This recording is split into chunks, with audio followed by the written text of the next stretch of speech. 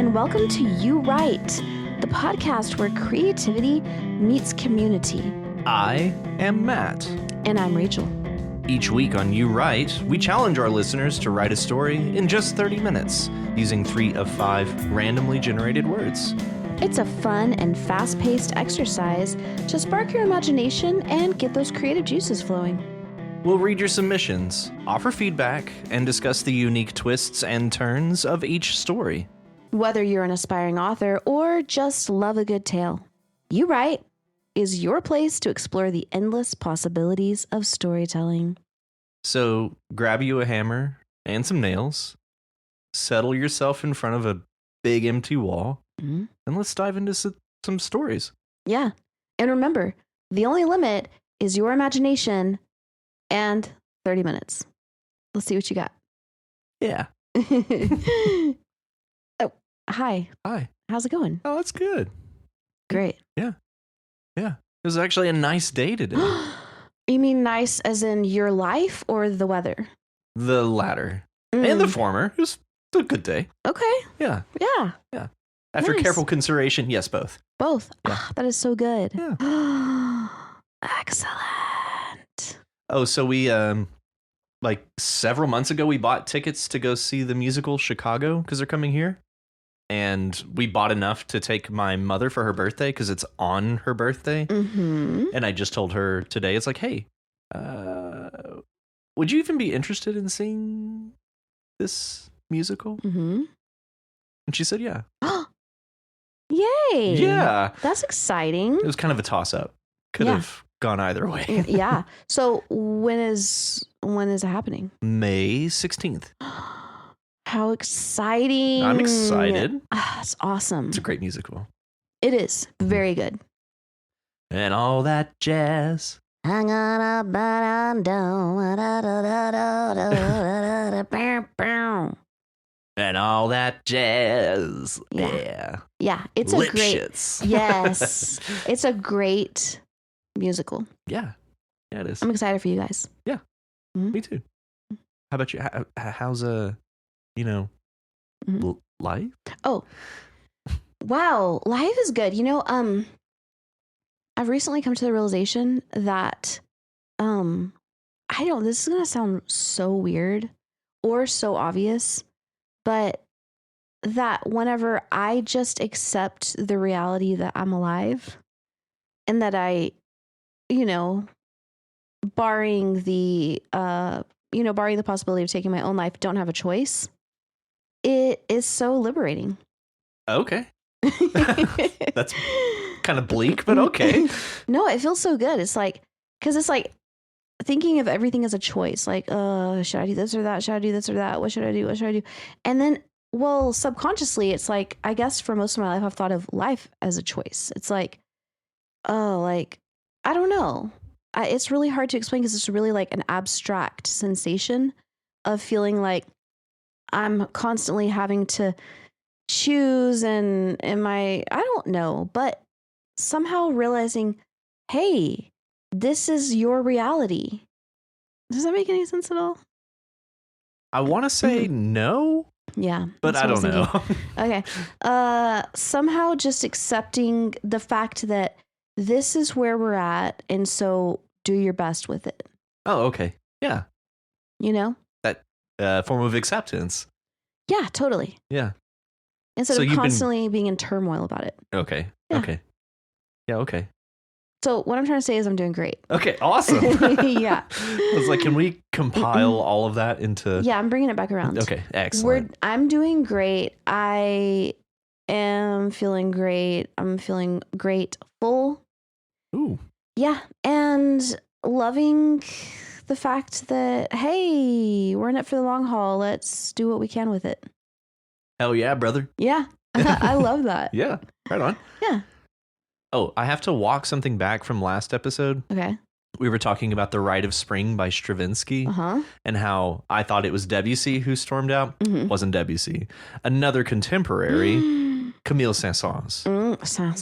Saint-Saëns. Okay. Yeah, looks like Saint Saëns. Right. But okay. Yeah, it was them that reputedly stormed out, although actual events may have been exaggerated, Mm-hmm. but it's a well-known story of just how controversial the opening was for Rite of Spring. You know how I know that? How? Because John Oliver mentioned it on Last Week Tonight on one of his episodes. Yeah. Yeah, he goes off. It's one of those like explain the joke banner pops up, and he's like, if you don't know what that means, it's the opening for Rite of Spring was highly controversial. Yeah. Anyway, and he is so amazing. Yeah, he's a wonderful. He's just wonderful at what he does. Also, I'll put it that way. So good, and he has great dimples. He does. There's a point when he mentions that he was in vogue as one of the unconventional sexiest men alive or something like that. I think I might remember that actually. And he's like I think that year it was David Beckham was the world's actual sexiest man alive. Yeah. And he's like, if you want something unconventional, he just does that like coquettish ingenue pose or whatever. Yeah. So do you watch John Oliver a lot? Recently, yeah. Okay, nice. Yeah. I'm obsessed with John Oliver. Yeah. He's obsession worthy, I feel. He is so, and he's so funny. I lol. Oh yeah. Oh, he's again lol worthy. Yeah, he's lollable. I didn't realize that his start was on The Daily Show. Well, I say start. His start in American TV was on The Daily Show. I also did not realize that. Yeah. Good to know. Yeah. I don't know if I mentioned this in a previous episode, but I actually got into John Oliver because of one of my best friends who is Mongolian. And I didn't even know about John Oliver. But when I lived in Mongolia, my friend was like, oh, we got to watch John Oliver. And I was like, what? Who? And we did. And he forced us to binge watch John Oliver. And, well, the rest is history. The rest is history. So you had to travel to Mongolia to learn about John Oliver. Yes. Okay. I learned about a lot of American culture things in Mongolia. I know that he's British, but he's in America. So I learned a lot about Western culture things in Mongolia from this friend. Yeah. Right on. Right. Yeah. Yeah. Sick. Yeah. Totally. Yeah. So, who did we decide to read today? Today, we are reading Feeling Neebish by Steve Livingroom. And I will be reading that. Yes, you will. Ready? Let's have it. Neebish Island is a small island off the mainland of Michigan. It sits across the St. Mary's River from Ontario, Canada. It's a haul to get there from Denver, but it is so worth it. I usually make it 8 out of every 10 years. Driving the last hill before the ferry road, I get such an exciting feeling. I crest the hill and see the water for the first time, once again. I'm home. 2 quick turns and I'm pulling into line for the short ride across the river on a 15-car ferry. I shut the car off, let the dogs out, and walk down the slope to the water, reveling in being back to Neebish. Every time I drive off the ferry, I can feel my soul drop down a gear. Everything slows down. It's a beautiful, calming experience. It's a 20-minute drive past farms and forests to the opposite end of the island. I drive over the causeway connecting Big Neebish to Little Neebish, make a turn, drive on the gravel road through a thick forest, and there is the other side of the river. One more turn, and I'm at our family's place. I drive past our garage, drive down the yard past 2 cabins, and park behind the main cabin. I let the dogs out and walk down to the water's edge. Looking east past our dock, I see the red and green buoys marking the channel. Past that is St. Joseph's Island, Canada. Once again, the calming feeling of being home soothes my soul. The water is a deep green, about a half-mile wide here and slow-moving. Next is the ritual of unpacking. Since I am there for a month, there's a lot of clothes, food I bought at the grocery store in town, tools, and dog things. Once that is done, I set up the yard furniture.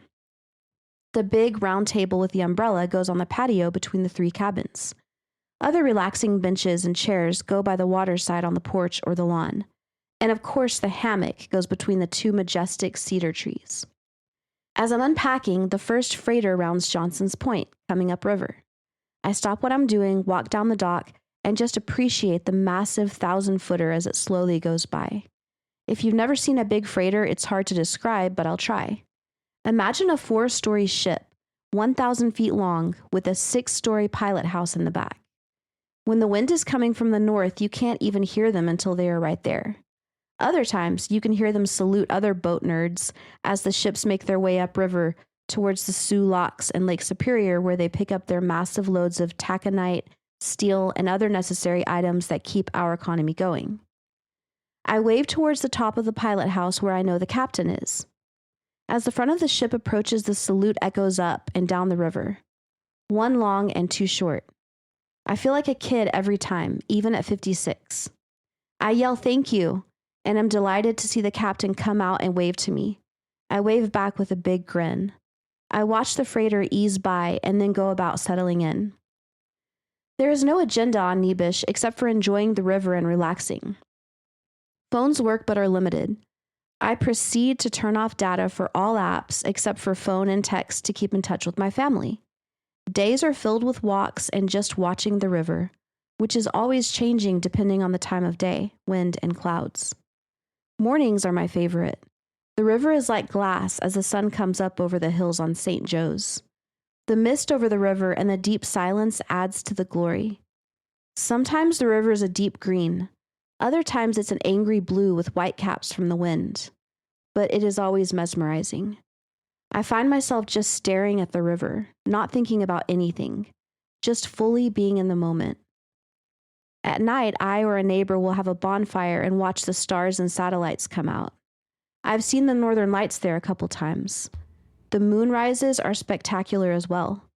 I've seen a mama and baby bear swimming across a channel, tons of deer, wild turkeys, sandhill cranes, bald eagles, and osprey. Wolves and mountain lions have been spotted by others. But it's always the river that pulls me back to Neebish every summer. My favorite part of Neebish is the quiet.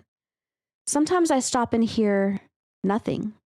No planes, no cars, no people talking, no TVs. Just absolute quiet. It might be unnerving to some, but the total quiet is just perfect for me. Sometimes I walk down to Johnson's Point and hope to catch a freighter making a very tight turn. At that spot, the freighters are very close to shore, maybe 100 feet, and have to go very slow. If the wind is calm and someone is on the deck of the ship on my side, I can have a regular conversation with them without raising my voice. It's pretty cool. No place is perfect. The winters are very harsh, and it takes money to keep the cabins functional. When my mom and aunt pass, it will be up to my brother and I to maintain it. But for now, every time I go, I find the magic, revel in the peace, and recharge my soul. The moral of this story is everyone should have a magical place to visit and stay. Excellent. I have one question for you, Steve. Can I come? For real, I want to go to there. Me too. I want like desperately. I want to be to there. Mm-hmm. This sounds so relaxing and peaceful. It sounds amazing. Which is genuinely a testament to your writing. Mm-hmm. Like you described it so effectively that like I just want to vacation at this cabin on this lake, watching freighters, the night sky.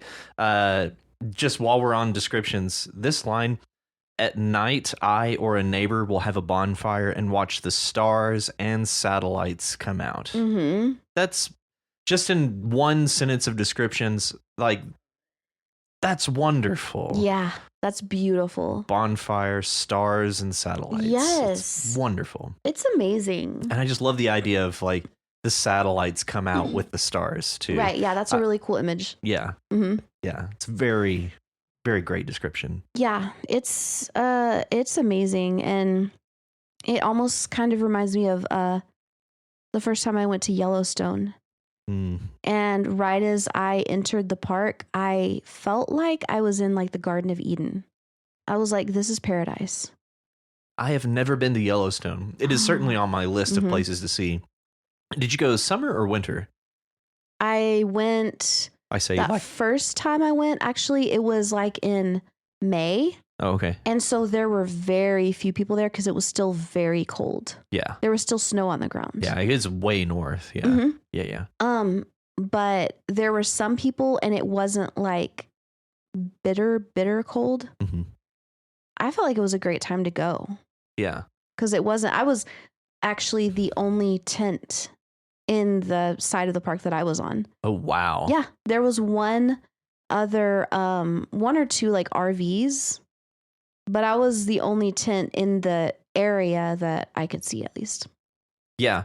Yeah. And it really just paints that level of a picture. Mm-hmm. This story does. Yeah. Even as far as the directions of getting to this cabin, Mm-hmm. like I feel like I could find this place. Yeah.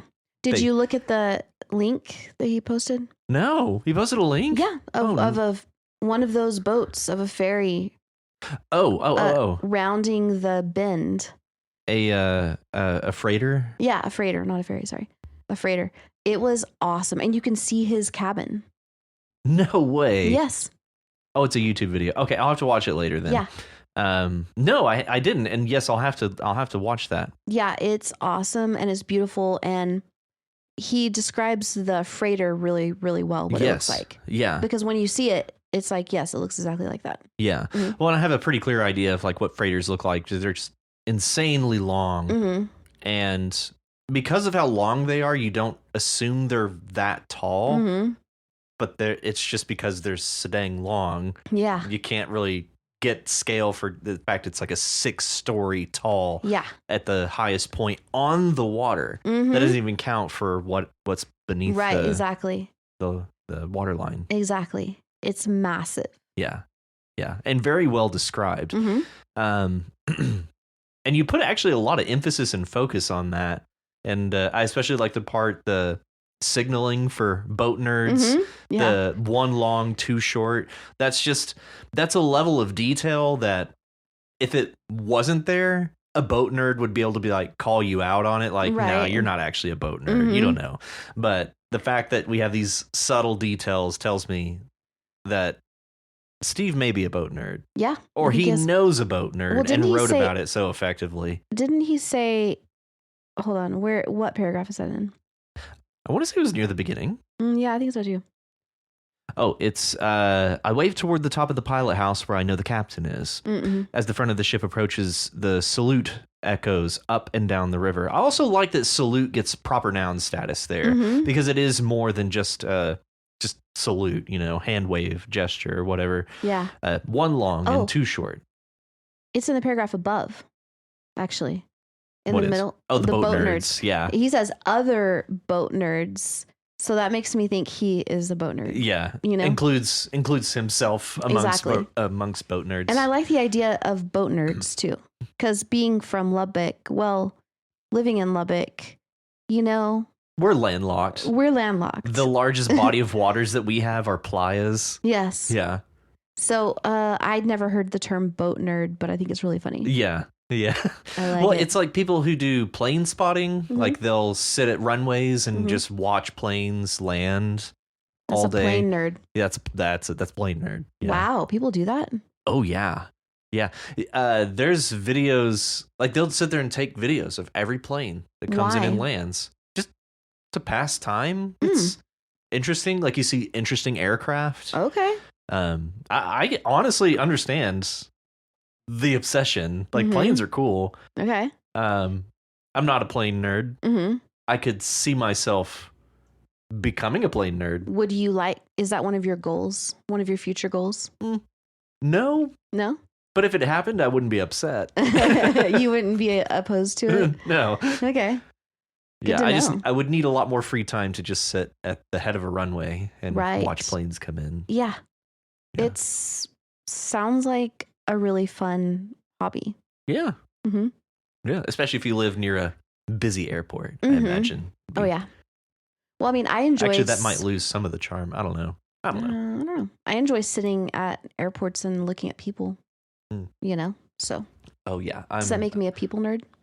Makes you a people watcher, Mm-hmm. which I definitely am, too. Yeah. Yeah, I It's could fun. sit there and just watch people. Mm-hmm. As a matter of fact, I remember sitting at a bar in Vegas with my sister, Mm-hmm. and we were just watching people Mm-hmm. and just like, oh, look at that guy. Yeah. Oh, look at that. Oh, wow. Look at that. Yeah. It's fun. It's fun. It's Mhm. not even like judgmental. It's just Mhm. like curiosity. Like, yeah. people are weird. Right? So just sitting there and watching them, especially in a place like Vegas, man, it's wild. Oh, yeah. It's wild. Me and my brother actually do that too, but we judge them. We're like, look at that asshole. Oh, there was some judgment passed. I won't lie there. Okay. Yeah. But yeah, good times. Mm-hmm. Good times watching things. Yeah. And so Steve here is a boat watcher, a boat nerd. Yes. I liked the idea of unpacking as a ritual. And just it's just part of the process. Yeah. And how you can tell that this is a well-worn groove in our character's life, who I suspect is Steve. Right. Yeah. But just the same, I like that it comes across as this very well-worn path and this something that this character is obviously very comfortable with and very familiar with. Yeah, I really liked that too. And I honestly had the thought while I was reading it, like, maybe I should do that. Like, think of unpacking as a ritual like that. You know? I actually think it's very satisfying to unpack, both when you get there and when you get back. It's so satisfying to just clear out the bag because you spent so much effort consolidating your necessities into this bag, and to get them all out. Yeah. I don't know. It feels kind of cathartic. Huh. I never unpack unless, like, when I arrive at a place, unless I'm going to be there for like more than a month. Really? Yeah. I'll unpack if it's 2 nights. I never unpack. Interesting. Yeah. Because I feel like I always need to dig something out from the very bottom. And so it's like I might as well just go ahead and unpack. Yeah, I always do too, but I'll just like throw everything out, find it, and then throw everything back in. Oh. Yeah. So I guess you're ready to go at a moment's notice. Yeah. I don't know why, but I just feel more comfortable keeping things consolidated. That's fair. Yeah. Yeah, especially when you're out of town, keeping it all consolidated. Yeah. If you don't unpack when you come home, that's crazy. That's crazy talk. I do, but it takes me a really long time. Like sometimes it's like a month. You'll live out of that suitcase still. Yeah. Okay. Yeah. But I like the idea of it being this like tradition. And I was wondering, like, does this character Steve, do you go to Neebish alone? Is it just you? Or is it with your family? Like, is it just you time? I was curious about that while I was reading. Yeah, actually, and that would be a good point to add. Who else is there or who else is not there? Oh man, if it's a solo trip, that'd be totes chill. Yeah. Oh, I'd be so relaxed that I'd inadvertently put myself into a coma. I'm so chill. Yeah. Yeah. Yeah. Oh, that sounds wonderful. To eat and care for yourself. Yeah. Then you just waste away in your relaxation. They're like, what happened to him? He relaxed too hard. That has to be the best way to go. Yeah. Just relaxed too hard. Yeah. Yeah. You know, I almost died that way one time. Relaxed too hard? Yeah. Do you want to elaborate? Sure. Okay. You're like a vampire. I have to invite the story. Okay, so well, I wouldn't have died because there were medical personnel around me, but the most I think it was the most recent surgery I had, which was on my ankle.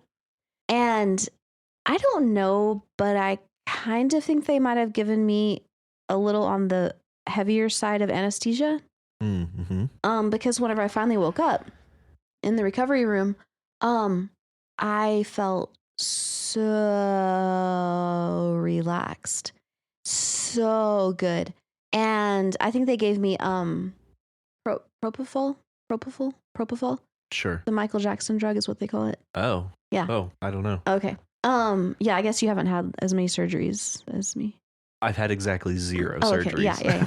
Okay. So, anyway, I felt so relaxed, and my mom was there with me, and then the nurse like left, and then my heart monitor started going off because I stopped breathing because I was so relaxed. Yeah. I mean, that's how you die on those things. Well, that fentanyl, alcohol, it's basically you suffocate.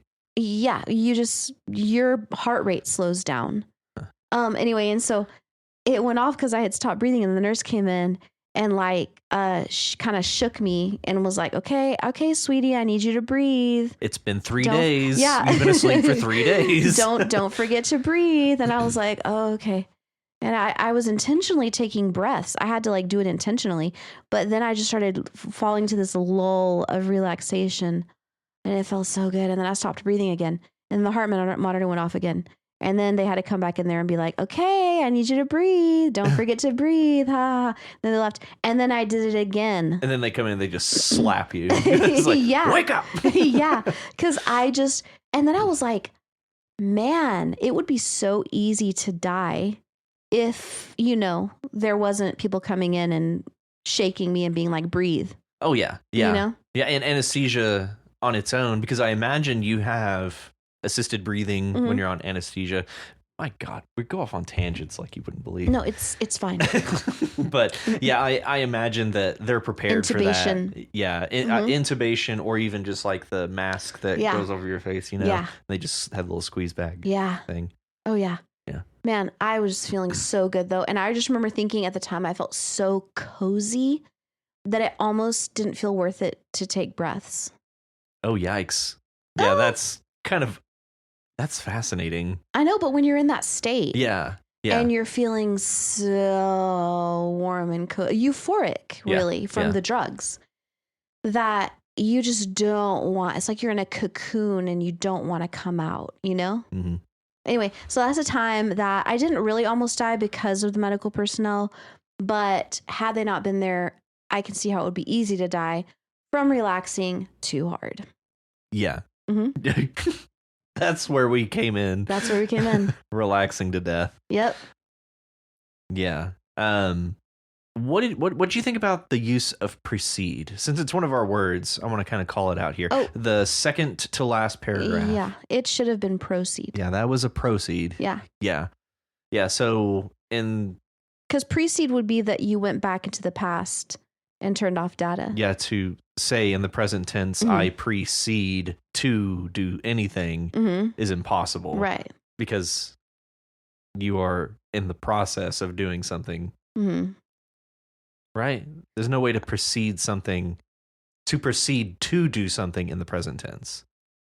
Unless you proceed to do this before. Well, if as an infinitive, the word to in an infinitive to do, you could say, like in a weird, if you want to say you're in a time machine and you proceed to the 15th century or something, but that's to as a preposition. We wouldn't use that, but I'm saying you could, in theory, say that. And to as a preposition is possible after the word proceed, but to as a God, I wish we had video. Fuck. What is that? The word that's coming. But anyway, the part of it's a functional word that's part of the infinitive. Yeah. No, you can't do that. Okay. Yeah. So I read that as it probably should have been proceed. Yes. Proceed means go on to do something. Yeah. Continue on. Yeah. Pro is actually the opposite of pre. Yeah. So it would follow something, whereas pre would come before something. Yeah. Yep. Okay. In the last paragraph, I'm just going to read just a little bit to kind of give us some context. My favorite part of Neebish is the quiet. Sometimes I stop and hear nothing. No planes, no cars, no people talking, no TVs, just absolute quiet. It might be unnerving to some, but the total quiet is just perfect for me. Mm-hmm. That line, the last line, it might be unnerving for some, but the total quiet is just perfect for me, actually pulled me out of the piece of what was being described to me as this absolute quiet. Mm-hmm. So I think if you want to address the idea that quiet can be unnerving to some people, I think we need to separate it from what the quiet means to you or to this character, Steve. So to drop it in the middle, just kind of as this little antithesis to what you're describing, I think it needs either more space or it needs to be omitted, because it actually felt it pulled me away from something that I thought was very effectively describing such tranquility and peace. Yeah, I can see what you're saying. It's like there was a description which was painting a picture, and that part about the unnerving is a commentary. Yeah. So it's like you come out of the picture to make a side. Yeah. To continue the description. Mm-hmm. Yeah. And what it means to this character. So, Mm-hmm.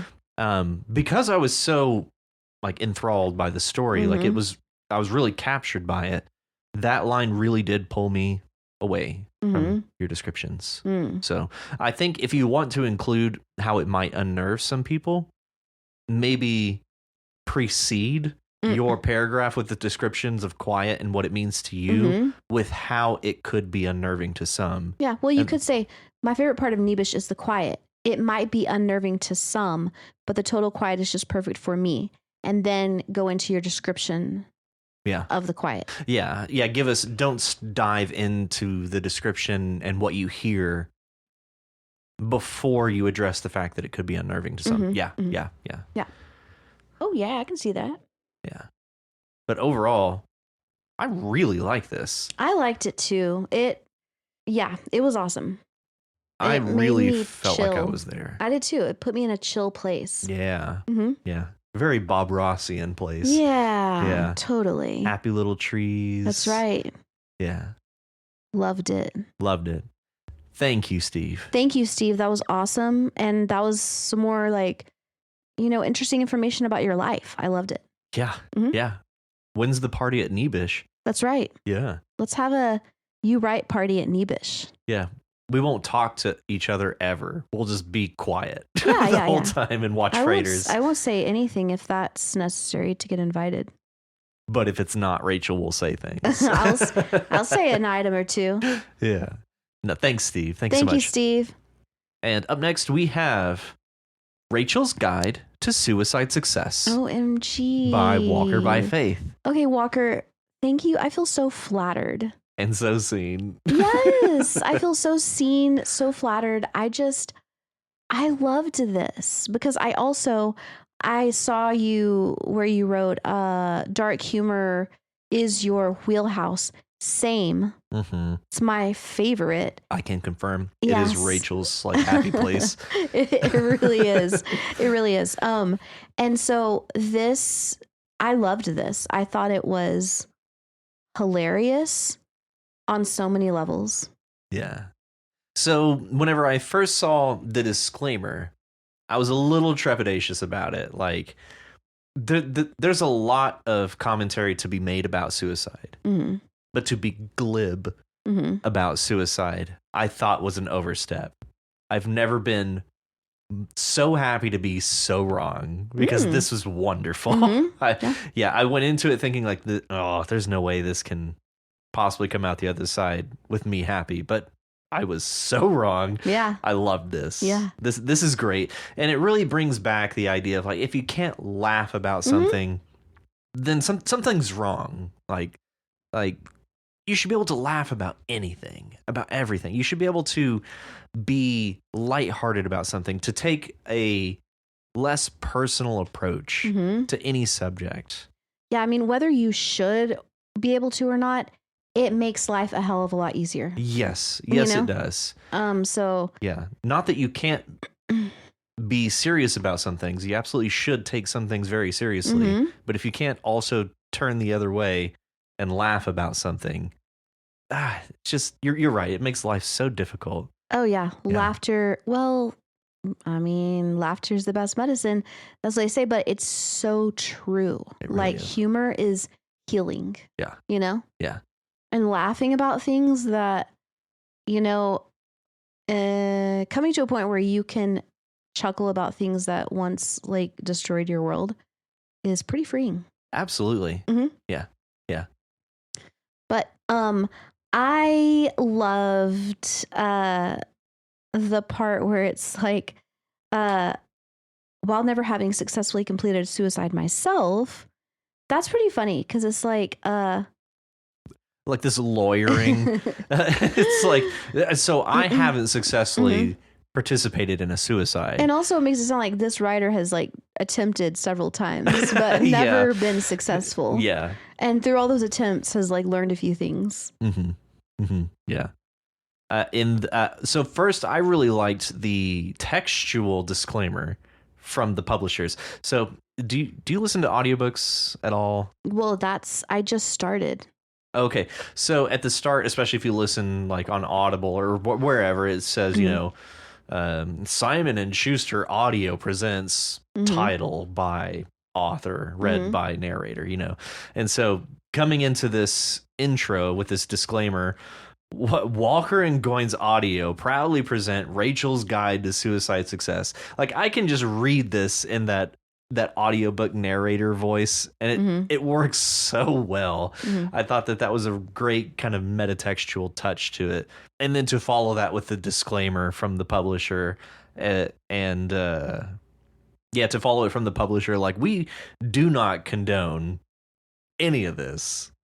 And then the kind of that we are in the business of taking your money. So, right. Yeah. Yeah. That was funny. The in-text warning was hilarious. Who's Goins, by the way? I have no idea. Yeah. Absolutely no idea. Yeah. I mean, I was kind of asking Walker, but. Oh yeah. Who is Goins? Yeah. Walker, who's Goins? Yeah. Okay. So I really, really like how it describes shooting yourself as a party foul. Although I have to point out, Walker, you misspelled foul. How did Walker spell foul? Like the bird. Like the bird. Yes. Yeah, that's what I was afraid. Yeah, but that's okay because it was still really funny. Unless you did that on purpose. A party bird? Yeah. A party chicken? I don't know. Yeah, but a party foul to leave such a mess. That's funny because it is like addressing it very glibly. Yeah. Like life is a party and there are certain things that you don't do. Yeah. At a party. It's a party foul. Right. To shoot yourself and leave a huge mess. Yes, for everybody to clean up. And I really, really like how it talks about pairing. Yeah, like it's a wine and cheese tasting. Yeah, exactly. Yeah. Like pairing the pills with the driving off of a cliff. And also, Walker, you described that exactly how I was envisioning it. That you take the pills, you get drowsy, you inevitably careen off of a cliff. You just drive down a mountain road. Yeah. And it's like eventually I'll just drive off the edge. Right. Yeah. Exactly. And, and if you have to just keep circling that mountain road. Yeah. Because you don't want to get off of the mountain road because then you could head on somebody. Yeah. Or you could just, your car could just like go off into a ditch and then you'd wake up and you would still be there. Yeah. That would be an unsuccessful attempt. Right. Yeah. And I don't know who Jim is, but we consistently mess around with Jim, even though everyone knows you don't mess around with Jim. Yeah. Walker, who is Jim? Yeah, I wonder the same thing. And who is Jim? Yeah. I need these answers. I wonder the same thing. Jim's a hard ass. What? You don't take no shit from nobody. No. Yeah. Jim don't care. Mm-hmm.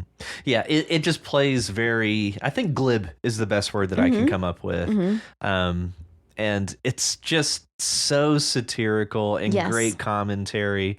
I love satire. I'm a sucker for satire, and this is no exception. This is a lot of fun. This was very good satire. Yeah. Yeah.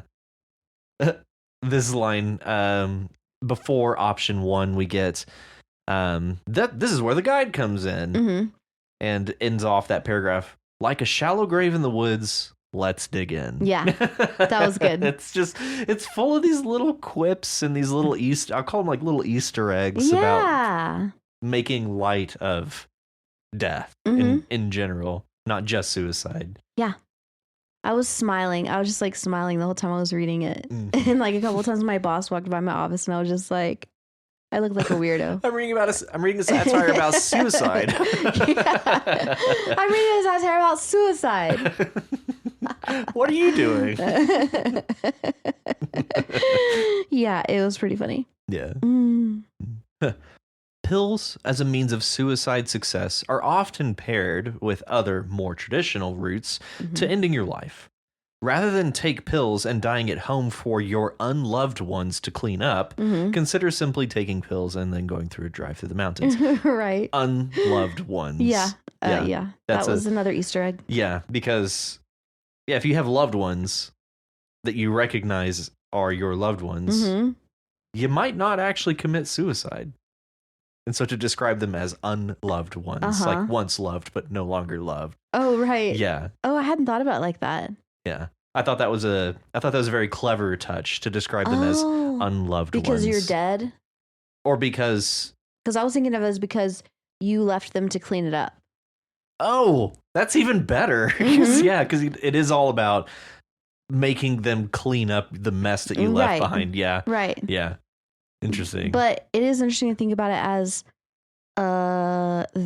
you're dead now, so you can no longer love them because you are incapable of. Right. Unless there's the afterlife, in which case.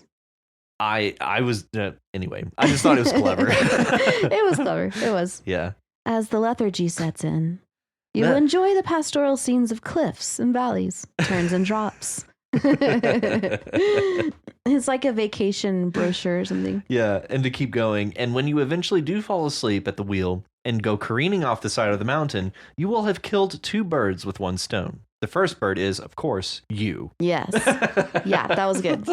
That was really good. And the second bird is that you will have successfully avoided the awkward anger and judgment of your unloved ones as they are forced to, yet again, clean up your mistakes. Yeah. Yeah. That's pretty good. That's pretty good stuff. Yeah, that's no notes, Walker. That slaps. Slaps. I'm curious to read chapter 2, Suicide by Cop. Yeah. That sounds like a thing. Yeah, well, see, that one is a little bit like... charged. Well, I mean, yeah, but also messed up because now you're going to have some cop like feeling, the burden of having killed somebody. You know what I'm saying? True. Mm-hmm. Maybe they're a bad cop. Maybe they deserve the paperwork. Maybe. Yeah. Possible. Yeah. We don't know that. We don't know. Yeah. All we can do is speculate. Yeah. And give Walker ideas for chapter 2. Right. Yeah. And just wait for chapter 2 to come out. Yeah. Yeah. And be validated. Yeah. Exactly. Yeah. Exactly. I love this, Walker. This is so much fun. And Walker, thank you for your answer to my question. Oh, yeah. Yeah. Yes. That was what I was thinking, and having it confirmed by a pastor was very affirming. Yeah. Literally. Quite literally. Thanks, Walker. Thank you, Walker. And up next, we have The Choice in the Woods by Nick to You. Yes, we do. Yes, we do. Angels and Demons. Mm-hmm. Demons and Angels. That's right. I couldn't help but think more about Good Omens. As one does after reading Good Omens. Did you finish it? No. Okay. Then I won't say anything. But I'm on my way. Okay. I'm on my way. But yes, this was very Good Omens-ish. Ish. It didn't strike me as satirical. It's got some... To me, it did. It has some elements of satire, but it's nothing like what Walker's was as far as like the...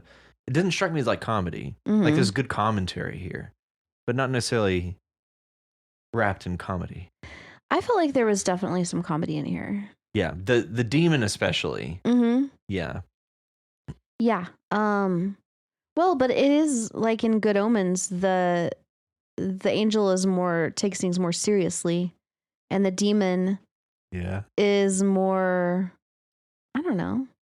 Kind of like the demon is more like fatalistic. Yeah. There's like, or nihilistic even. Yeah, nihilistic. Yeah. Yeah.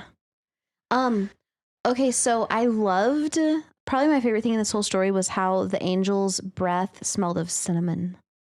Oh, it was the halo, wasn't it? Oh, like was it the halo? The halo like starts glowing like really bright, and it just smells of cinnamon. Yeah, I loved that. Yeah, that was awesome. I was like, I wonder where he got that. Like, Yeah, and it was so effective. Like as I'm reading it, I was like cinnamon, and then suddenly it's like I'm smelling cinnamon. I'm like, this is cool. Yeah, like it's such a out of left field description. Right, we're not at all expecting it. So when you present it, it's just right there. Yeah. And everybody knows what cinnamon smells like. Yes. It's amazing. It worked wonderfully. Yeah. I loved that. But yeah, it seems like the demon here is basically just commenting on what life is like in heaven for this person, what it would look like for this person. And it does not sound like heaven. Is he commenting on what it would look like, or is he just trying to persuade that person to come to hell by making heaven look boring? Excellent question. But after all the descriptions that the demon gives us, the angel never once refutes that. Yeah, he doesn't. So if it was an outright lie, I would think the angel would say so. Right. Would say something to that degree. Yeah. He's like, well, yeah, it's not for everyone. It won't be easy. It'll be a challenge. Yeah. It'll be a journey, or however they describe it. But it's a process? Is that what it was? Either way, it's neither side is making a particularly great argument for their own side. Yeah. The demon is the only one who is doing something to make a good argument against the angel's side. Yes, that's true. Like, why isn't the angel trying to make an argument against the demon's side? You know? I would posit that could be something about just the nature of angelic beings and that they are only there to affirm something. I don't know. That's the best I can come up with. Like, maybe it's just the nature of an angel to only say positives or affirmations, and not to try and bring something or someone, even if it's a demon, down. I like the description of the angel. The angel looked less human, naked and featureless, standing on its toes like a dog or a cat. The only reason I called it an angel was the burning halo. That is such a cool description. It really is, and it's unsettling. Yeah, it's unsettling, and it's pretty badass, actually. Yeah, and the way they're standing on tiptoes, like that image carried through the whole time. Yeah. Yeah, it's not necessarily a pleasant description, but it is very effective. To me, it's just badass. It has badassery qualities to it, I'll say that, but it's also this kind of that detached. Like it's so far removed from anything human. Yeah. That to put your trust or faith in something blindly like an angel you could see that as being a misstep. Yeah. I don't know. It really lends to the credibility of your description for the angel. I want to and how see unsettled that. I was. Yeah. I'm imagining it to be like bluish. Actually, yeah, I kind of was too. Yeah. Weird. That is weird. Where did we get that from? Is it in well, here? the halo is blue. That must probably be from it. that. That must be it. Yeah. The halo is burning blue. Or did I just make that up? Did I just make that up? No, it says the burning halo. Weird. Does it say blue anywhere? Search document. Blue. Yeah. I don't think it does. How did we both land on blue? Oh, the demon let out a puff of blue-green smoke. The demon does. Oh. I have no idea where I got that from, but the reason I thought blue was because it mentioned that it was on like the burning halo. Yeah. And I thought of like, whenever I think of fire, yeah, really hot fire is either white or blue. And so it was like this combination of white and blue is what I was getting out of it. Right. Weird. Me too. I was getting like a whitish bluish. Yeah. Maybe it was the quality of the flames, like were exceptionally hot or something for the burning halo. I don't know. Well, also we have it's like a Mandela effect. Yeah, but it is. But also we have the like cultural idea, I guess, that angels wear white or whatever. That's not blue though. Yeah, it's like, so where the fuck did we come up with blue? I don't know. I don't know. I don't either. Dang, it is the Mandela effect. There's something in here that seems blue. Don't know what it is, but something in here that made us land on blue. Yeah. But I want to see that angel. I want to see that. Can someone show me that? I'm trying to find all the descriptions that we get for the angel and the demon. Actually, there's not a ton of description in here. how did we land on that? And honestly, like, how did I land on such a vivid picture in my head of both of these? Man, that's a real testament to the way you describe the angel and the demon, because most of this is the dialogue back and forth between the angel and the demon, which is interesting. But to pull it back to the descriptions, how you're able to call up these very vivid descriptions for both Rachel and I in as few words as you did, man, bravo. Yeah, impressive. I didn't realize how few words you spent to describe them. And, I didn't either. And I think a lot of it is, it means the military. The demon said, stepping closer, his breath smelling of sulfur. So we get little descriptions as they're speaking. Right. So you're bringing in little tidbits of who they are, what they look like, how they behave. Yeah.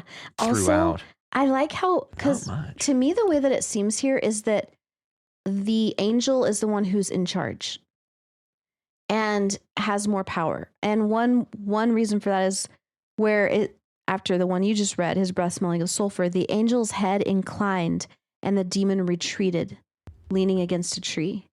So it's almost like the angel is being like warning the demon. Yeah. You know, yeah. like, you better back up. Yeah, I got the same sense. And I think that married with the description of, like, the demon looked more human than the angel did. Again, kind of removing the angel even from the demon. Yeah. But maybe part of that is that the demon was trying to entice her to go with him. But for the angel, for the other side, it has to be your own choice. Yeah. You know, you have to make the choice on your own. That's a good point. Yeah, the demon could be putting on airs to try and convince. Yeah, exactly. Like, this is, see, we are more alike than you are to that. Points at the angel. Yeah. Exactly. But the angel is like, I'm not going to do anything to try to, like, sway your opinion. You have to choose this. Yeah. Because the angel is also the one who kept on saying, it's your choice. Yeah. Yeah, not obfuscating anything, just laying it all out there. Like, this is what it'll be. Right. It's not going to be easy. And the demon's like, yeah, they say it's not going to be easy. You're just going to go to jail. Yeah. This is what it's going to be. You're going to do this. You're going to do this. And yeah, that's interesting. Yeah. And I thought it especially fascinating. We get no word, no name, nothing. From the human. Nothing. Yeah, that's what I was just thinking. Like, no idea about what she's thinking, only how that she's feeling. She. Only that's a she, and that she apparently has done some really bad things, but then saved somebody's life, and that's how she died. At the very end. Yeah, sacrificed herself to save someone or several someone else's. Yeah. Unclear. Yeah, that's, this is a rich premise. This feels like a prologue. Yeah. Like, this would make an excellent prologue. You know what would be cool, though, would be to go back. Is that what you're saying? I just meant, like, as far as a story, like something to get you hooked in a novel as a prologue, you could do far worse than this. Yeah. Because especially, like, in the form of, in prologues, I generally don't like prologues. If you're going to start a story, start in chapter 1. Don't. I always read the prologue as if it's chapter 1. Right. Which is really frustrating whenever somebody writes a prologue and it's like indecipherable. It makes no sense. Right. It's just out of left field. We have nothing to root us. Like, I really like Brandon Sanderson, but his prologues are completely incomprehensible. Like, they don't make any sense until you've read, 4 books. Yeah. And then, that bit in the prologue makes sense. It's that's like annoying. Yeah. Well, I feel like it would be so cool to next after this to be like, yes, and be like, Susie heard the alarm clock and then start talking about this female's life, this woman's life, and the moments that led up to this happening. Exactly. It's almost like I've seen shows like this before. Oh yeah. Yeah, basically they tell you exactly what's going to happen. And then they jump back to the moments preceding that. Yeah, but shows where somebody like wakes up in the afterlife Like The Good Place is like that, I think. Yeah. Yeah. And then you go back and you find out about their lives. Yeah. You know? Yeah. Good Place is a great pull for that. Yeah. Yeah. I don't think I don't have any notes for this. I do think if you wanted to work this into a larger story, there's a lot to be pulled from this idea. Yeah. And I think Rachel's onto something, like set this up and then flashback. Yeah. And then like you could lead us, like if you've got ideas beyond, like past this moment between the angels and demons and we'll call her Susie, then that's the second half of your novel. Yeah. And the first half is leading us into this. Yeah. I don't know. That it just strikes me as something that's very rich. I would love that. I would love to see. This makes me want to know about this woman. Yeah. Like, who is she? What the hell? How, what has she done? And she's clearly kind of a contradiction upon herself. Like, hell wants her. Heaven wants her. Well, like, actually, and it's not even, I don't even know if it's so much a want. It's like she could go either way. Right. She's like right in the middle.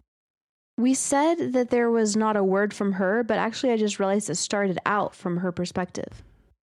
I was expecting a courtroom. Yes, yeah. Or a prison cell or something along those lines. So we get her inner narration. Yes, yeah. And I had forgotten about that. I did too.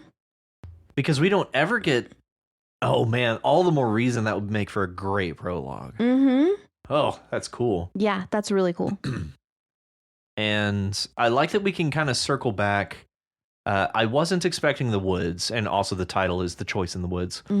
And we come back to the very last line. No, she has the choice now to choose which road to walk into or out of the dark forest. And so that's a very like fairy tale idea, the dark forest.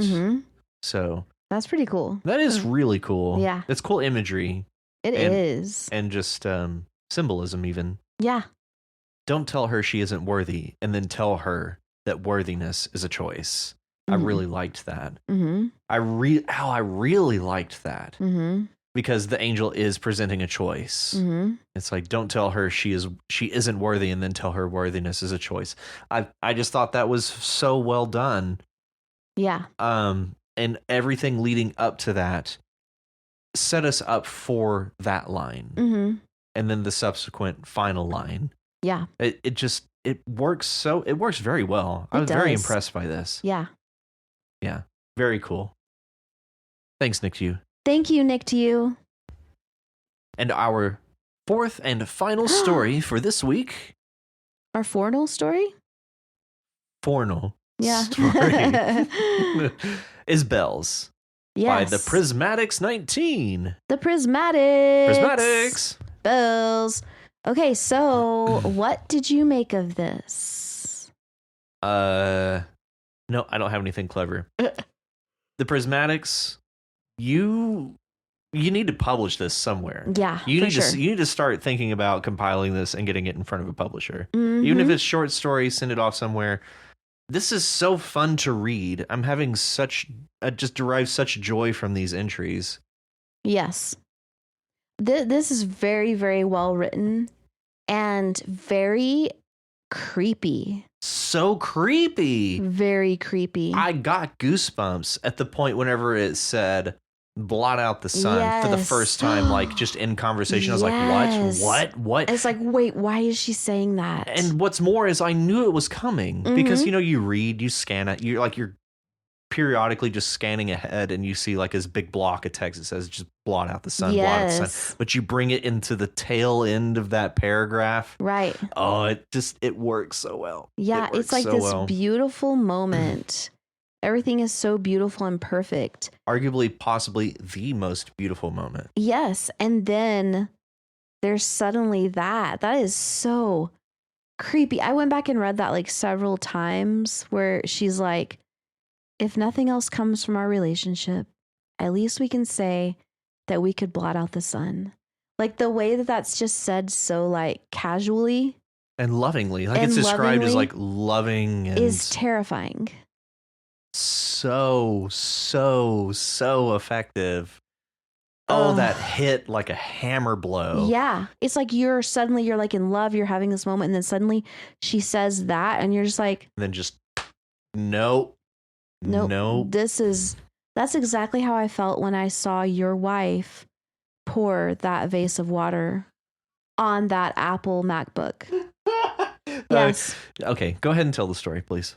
All right. So, I mean, it's better like if you can see the gestures and things, but and Prismatics, we will get back to your story. I promise. We will. I absolutely promise. Me and Kim, several years ago, we went to a glass blowing class. By the way, Kim is an artist. I am not. So, there was the teacher was like super chill. It's like professional artist or whatever. There were like a handful of other people in the class, and we all took turns going and, doing the glass blowing. I took my turn, I sucked. And he just was like, okay, whatever. Well, that's the problem. You're supposed to blow. It's glass blowing. That's what I was doing wrong. I was sucking. Okay, now it makes sense now. That's why my mouth was so hot. I didn't understand, but no, I just didn't do well at it because I just don't have a knack for those types of things. Kim, on the other hand, got out there and immediately was dominating. And the teacher was like, wow, that's really good. Have you done this before? And she was like, no, this is my first time. And he was like, wow, I could have sworn that you'd like taken classes before. She was just immediately good at it. Yeah, he offered her a job. Yeah. Really? No, I don't think so. Okay. I was like, I don't remember that part. Anyway, and then she became his favorite. She was the teacher's pet. And then other students were taking their turns, and me and Kim were looking at some glassware that he had made, which he had sitting on shelves.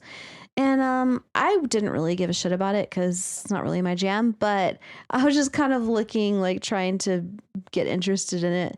And then I look over and Kim is looking at this one piece, which is a vase. And it was sitting like on a shelf on his computer desk. Anyway, and then for some reason I was just watching Kim looking at the vase because I was just like being like a creeper or something. And I watch her like very slowly and very intentionally, very deliberately turn the vase over. And I could see that it had water in it. She turns it over and pours it all over the keyboard, right into the middle of the keyboard of this MacBook, which was worth like $1,200. Slowly, deliberately. And as she did that, you know how thoughts go through your mind like rapid speed? Uh-huh. I suddenly, like my whole worldview turned upside down. And I was like, this person that I loved and trusted is actually a monster. And then I realized it and I was like. Just grabs a vase, looks at it, and then just, I'm going to pour this. Yes. On this keyboard. Yes, it was terrifying. It was like my whole life, like, turned upside down in that moment, just like the vase. Yeah. Yeah. You were the vase. I was the vase. You were the water, you were the vase, you were the MacBook. I was the whole thing. I got destroyed. I got turned upside down. I flowed down. You were destroyed. I was destroyed. Anyway, you had to be put in rice. Yes. Yeah. And I was just like watching in horror. And then I suddenly see this look of realization come across Kim's face really, really late in the game. Mm-hmm. Really fucking late in the game.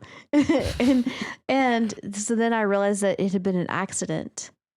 All my world shattered and then came back together within like 2 seconds, maybe 3.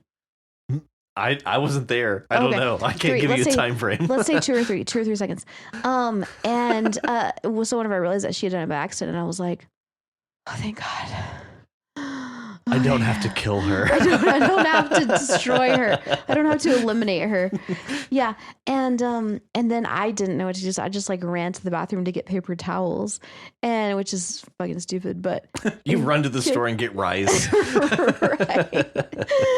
Kim immediately turned it over, which was apparently the right thing to do. Yeah. Anyway, and then the teacher sees us like fucking around with his MacBook and he comes over there and he's like, hey guys, what's going on? And Kim had to confess to him what she had done. And she was like, I will pay for it if it doesn't work anymore. I'll buy you a new one, which she did not have money for that at all. But anyway, and he was pretty cool about it, but she was not his favorite student anymore. He was like, okay, she had to balance those scales somehow. She knew she was just like too good. Just taking is too good. Too good. Yeah, she was gonna get hubris. Yeah, it couldn't last. Right. So. No. And she had to be taken down a few notches. And so so she just took it upon herself. She's like, I'm gonna take myself down a few notches. Yeah, and so and then she gave him her contact information, and turns out the computer survived. Yes. Amen and hallelujah. And that's what happened. Yeah. But anyway, that moment with Bradley and Amber reminded me of that, because you're gazing lovingly at your beloved. Not that Kim is my beloved, but she's your beloved. It's fine. You're gazing at this person, and suddenly they change in an instant and become like evil, and then your world shatters in that instant. I could feel Bradley's emotions. Yeah.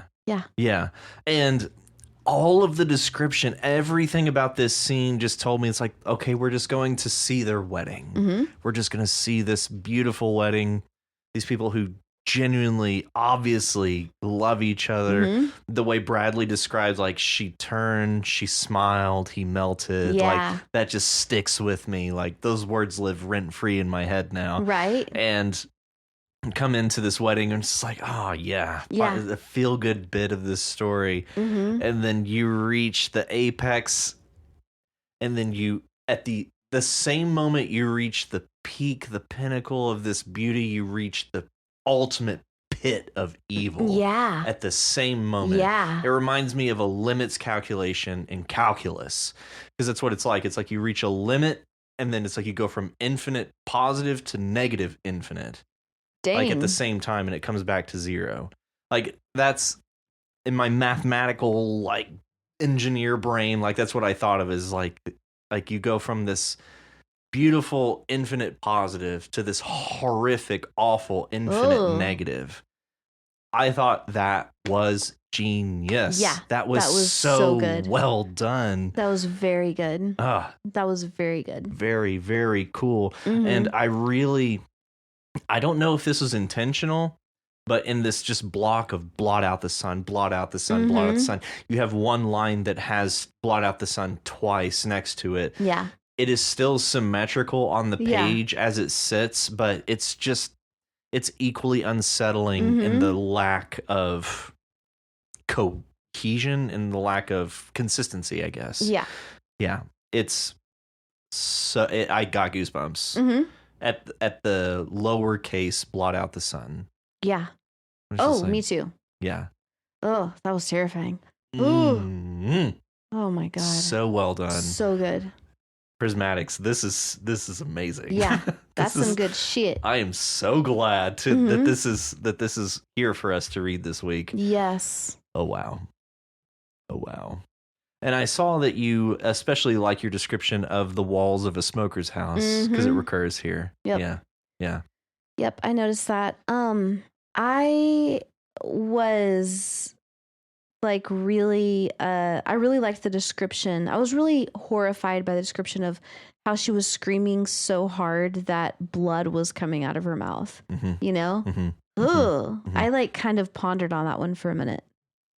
Yeah, and frankly that was more reinforcement of my call it my mathematical interpretation of it, like this absolutely beautiful, infinitely beautiful positive, and then the infinitely horrific negative is blot out the sun, out the sun. And we're gradually crawling out of that infinitely horrible place. And you've got to climb through these horrible places, part of which is her screaming her vocal cords out to the point of coughing up blood. Yeah. Ultimately to land us at the last thing he sees is Amber lift her head, looking at him, weeping furiously. She screams, "Bradley, help me." And we come right back to kind of where we started this entry. At just Bradley and Amber. Yeah. Like, I don't know how any other way to describe it, that it's just this kind of perfect symmetry that we get. This ultimate, this just beautiful, beautiful, beautiful. And then we get to the best beauty and immediately cut to the worst horror. And then we scale back just slowly crawling out of this horror back to amber. Yeah. I thought that was so well done, well formatted, well thought out. If it was thought out that way, this really worked on me. Yeah. I did wonder if there was like an allusion to her being pregnant. Where? Well, underneath where you highlighted the priest begins his sermon turned wedding speech, the next sentence, they are locked in a spiral together, falling deeper and deeper into a love that is about to blossom into a single joined being. And I wondered if that was talking about that she was about to get pregnant, or that she was pregnant, or if it was talking about, to become one or something. The beast with two backs, yeah. Oh, no, I was thinking I was thinking like Spice Girls. Oh, yeah, I thought marriage was the idea of to become one. I thought that was like either marriage or sex. Well, what's the difference exactly? Well, yeah. Yeah. So I'm like, have they not had sex yet? Well, or is the official certificate of marriage the thing that is joining them like this? Or is there a baby? Valid question. I hadn't considered that she may be pregnant. Yeah, I had not considered that. That would certainly complicate this situation. Oh my God, that would so complicate this situation. Well, oh my God. Whenever we have them, whenever they first go to the lake and she dies, is that right? Is that their honeymoon? I actually don't know. I don't remember if it was described as a honeymoon. In my mind, I don't remember it as a honeymoon. I just remember it as like a very pleasant memory. Yeah, but I do remember it, or I remember feeling like it was soon after they had gotten married. It strikes you like a honeymoon. Yeah. Especially with just the way they're behaving around each other. If it wasn't a honeymoon, they may have been in a honeymoon period. I guess that would certainly track. Yeah. Anyway, that gave me pause because, I was thinking that at the end of the one where there was someone else beside him on shore. Yeah. And I was thinking that it was Amber and that she was pregnant. Remember? Yeah. I'm like, is that an allusion to that again or no? Well, you had mentioned that you thought it might have been Amber. Yeah. Yeah. I'm not sure. Yeah. I'm really not sure. I want to know. And my notes on the side are absolutely worthless. So, one thing that I will call out, your opening, I'll call a poem. These first 4 lines that you have: swirling from night, time begets time. A new normal precedes an old hat. Then, one day, a ritual in front of loved ones. Really sets the tone in just four lines. And I really like the first 3 lines of that. The 4th line is good as well, but those first 3 really captured me in a very specific way. Especially swirling from night, time begets time. I really like a new normal precedes an old hat. Yeah, that's cool. That is delightful. That's a delightful line of poetry there. Yeah, that's very nice. I also really like the description of the guitar. It is tuned to a brilliant open G tuning that is distinct from the standard E. Yes. That one, I don't know why. That was just really delicious for me to read somehow. Yeah, and that makes me think Prismatics either knows someone or plays guitar and is familiar enough with the various tunings of a guitar to have qualities to those tunings for a guitar. Because it absolutely is a distinction from standard E. Yeah. And I didn't even attempt to tell what the tuning of the prompt was, if it is in this G tuning, this open G tuning. Yeah. I don't know. I have no idea. I'm not sure either. But if Prismatics, this actually the prompt was in an open G tuning. Mad props, dude. Yeah, seriously. Mad props. Yeah. And to use that piece, to use the prompt in this way as setting the stage, I thought was perfect because we're all primed for it. Yeah. And so you just take what we're already primed for, describe it, and then run away from it. Run with it, and then ultimately just far and away from it. Prismatics, this is one of my favorite things that we've received. This is very good. So good. Yes. I'm just gonna glow for the rest of the time that we have. Yeah, that was excellent. Yeah. The description of the guitar player, it was all very, very well done. Very well done. Bravo. Thank you, Prismatics, for bells. Thank you so much. Thank you so much. Lovely entry. And that is all of our stories for this week. That's all of them? That is all of them. Woo! So shout outs to Steve Living Room for being selected here today, as well as Walker by Faith, Nick to you, and the Prismatics 19. Thanks, fellas. Thank y'all so much. And that moves us into episode 30. 30? Oh, wow. Yeah. I had no idea. Yep. That was episode 29. OMG. And now is episode 30. Okay. The prompt for episode 30 is delicious, exquisite, and scrumptious food descriptions. Yes. All three of those. Yep. Delicious, exquisite, and scrumptious. Yes. I want food to be described in vivid detail. Agonizing, excruciating detail. Yeah. I want to sweat a little bit. I want to get the meat sweats about reading about somebody cooking some meat. Yes. Yeah. Like I want the taste, the texture, the smell, the sound. As much smell. Did I say smell? Yeah. As much description as possible, the way it feels. Yeah. The tactile sense of the sausage links as you're throwing them on the grill. Yes. I want as much description as possible. And from my side of this, as much as I love food descriptions, because I do love food descriptions, consider how that may impact the plot of your story.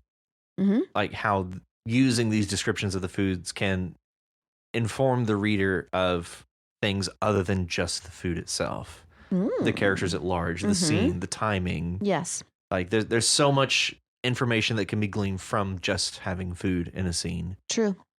Yep. Yeah. Yes. I'm pretty stoked about this. I am very stoked about this. Yeah. I cannot wait.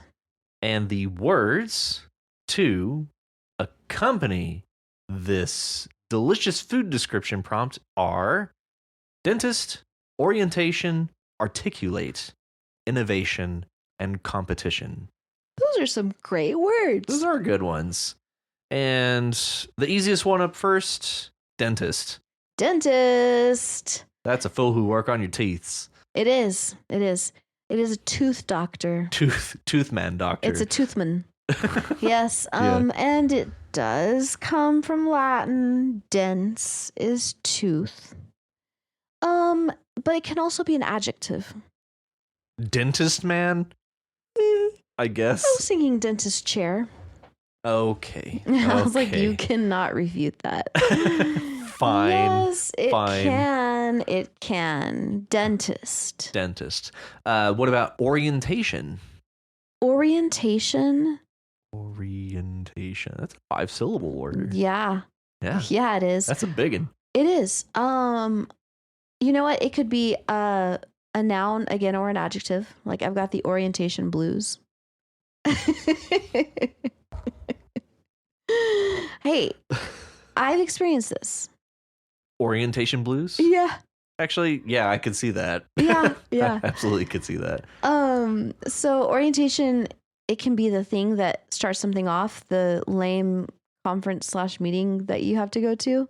For 3 more days. Right. Yeah. That's like never ending. It could be that. But usually at those things they give you food, so that's a plus. Total plus. Yeah. And usually, in my experience, they come with a open bar at the end of the day. Oh, damn. I want to go to your orientation. I say an open bar, like you can get a beer or two. Oh, Yeah. but still. Yeah. Okay, so it could be that, or it can be like your orientation is like your position. Oh, yeah, yeah. Yeah. Yeah. Like my orientation relative to yours, you know? Yeah. Do you? I do, and I feel like you're just dancing around the idea of sexual orientation. Oh shit, I forgot about that. No, I wasn't intentionally doing that. Oh, because that's what I thought you were doing the whole time. What was I saying? You could just say it. Wait, it's what? just us. Wait, what did I say? It's like your position in relation to someone else's. It's like, okay. But yeah, your orientation, like That's funny. I'm officially, I guess, a ship nerd. Uh-huh. This ship is oriented to this other ship in such a way that they could collide. Right. Yeah. So what is the orientation of each ship? Yeah, I'm saying you used oriented. Oh, yeah. Yeah. Sorry. I think. The orientation of each ship compared to each other is important knowledge, information. Yes, especially if they are at speed Yeah. and potentially could collide with an iceberg. Also, or each other even. Or each other. Yes. Okay, so yeah, sexual orientation. Yeah. Yeah. That's a thing. There's that as well. What else is there? Well, we've already touched on orientation blues, so which reminds me, just gonna plug this book, Reincarnation Blues. Oh, right. By Michael Poore. That's probably why that popped into my head. Yeah, I'm sure that's it. I think it might be Orientation Blues. Yeah. Have we made you read that yet? No. Reincarnation Blues. I don't think so. Yeah, it's a good one. That's next after I finish the 5 that I'm reading right now. Okay. Yeah, I'm in 2 at the moment. Yeah. Yeah.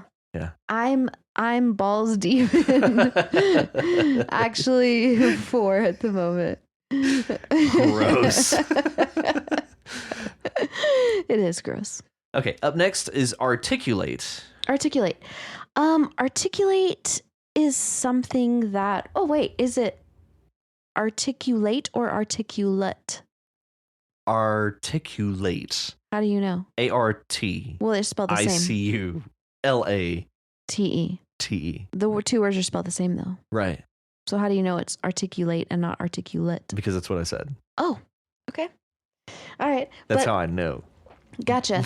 But you know what? If you don't listen to this episode and you just see the prompt and the words, you could very well conclude articulate or articulate. Mm-hmm. So articulate. It would be a mistake. Okay. No, I'm just kidding. Okay. I'm like, oh, is that a mountain you're willing to die on? There are a few mountains that I'm willing to die on. Okay.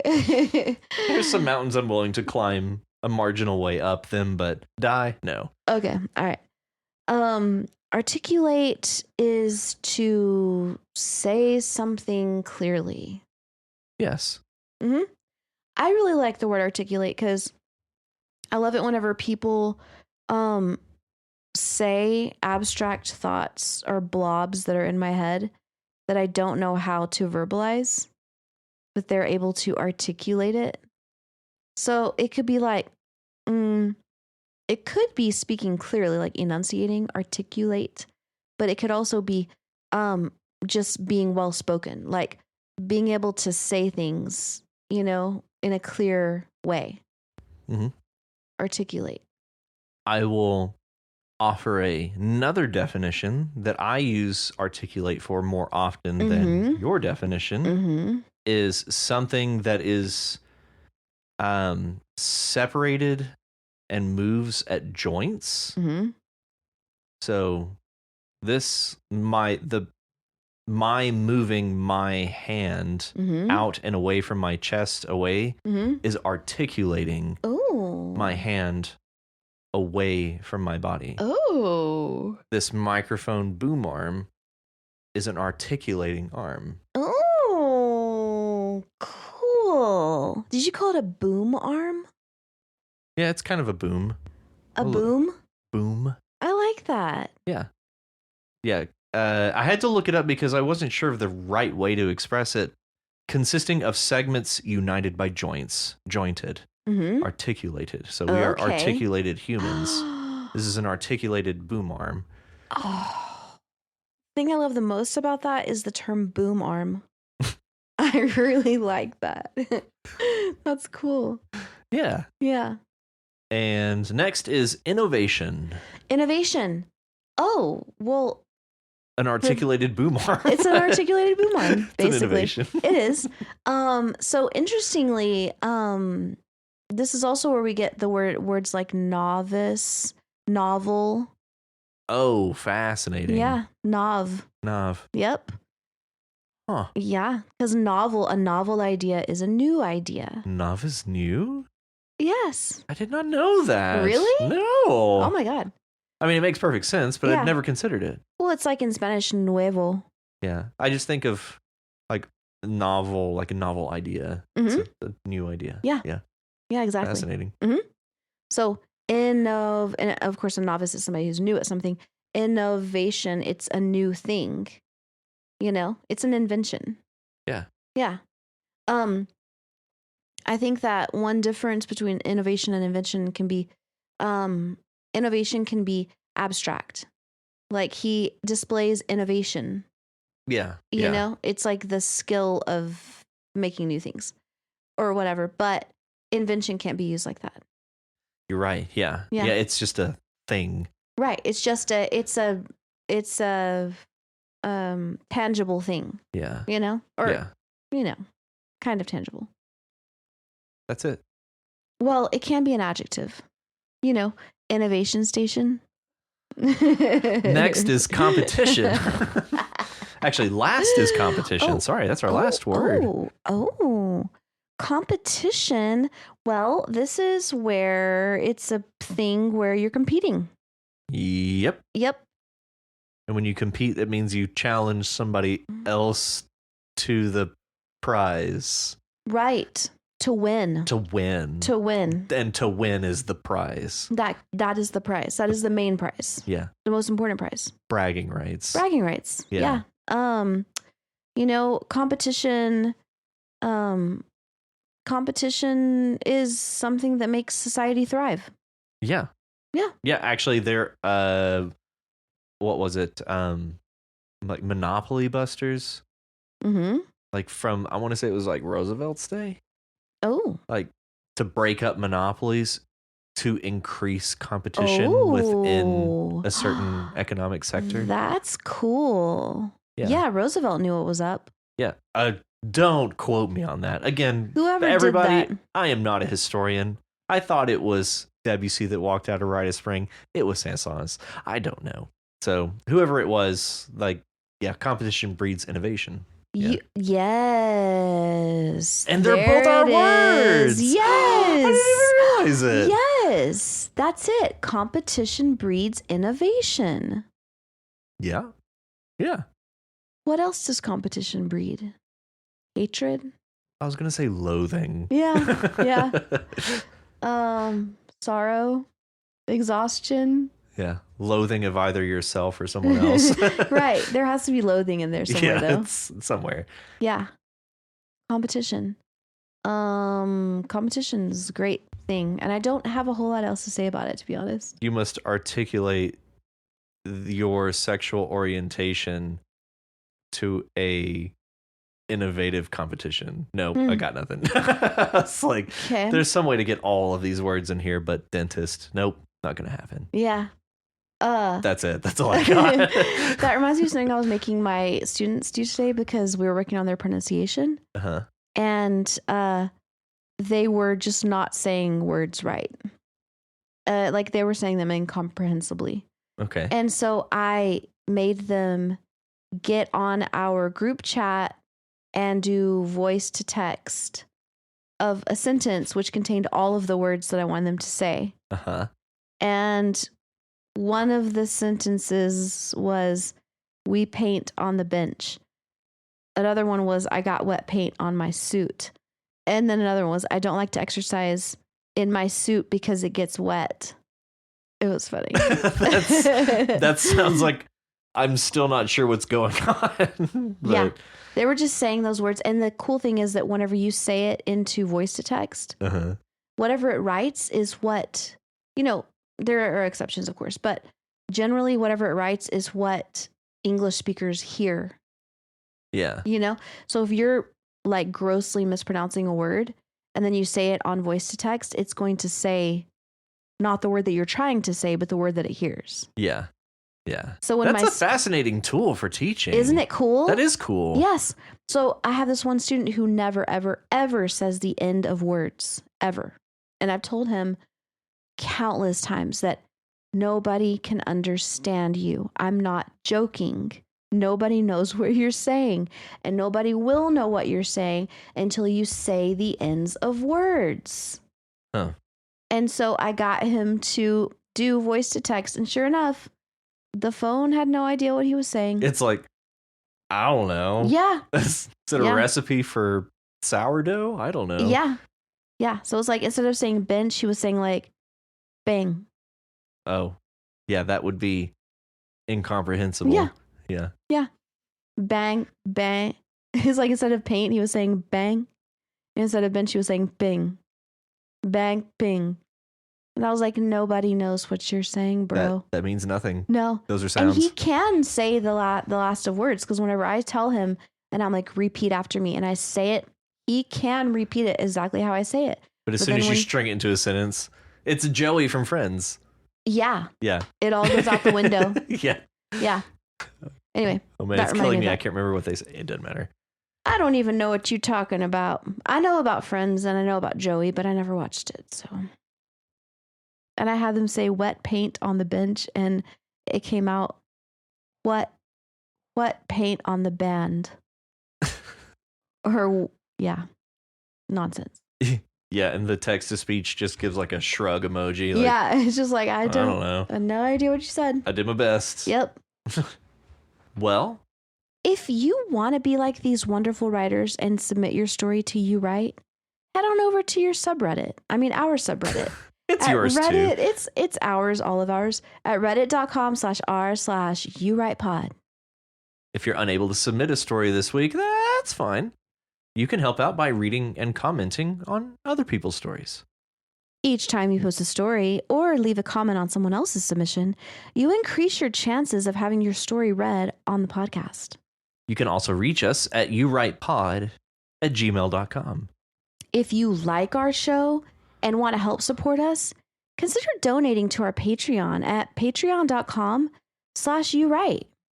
If you are unable to donate, that's fine. You can help us by sharing the podcast with other writers and non-writers alike.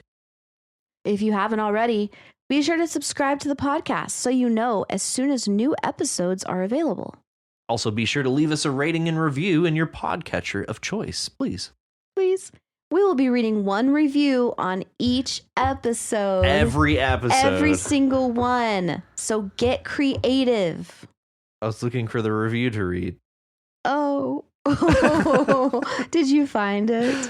No. Oh. No review to read. That's sad. He looks so sad, guys. Oh. I just want one. Oh. Or sorry, I just want another one. Yeah, he wants a third one. An additional one. Sate me. Additional. Sate him. And remember, join us next week on You Write, a podcast where you write. This house just ain't no home. Anytime she goes away. See y'all next week. I know.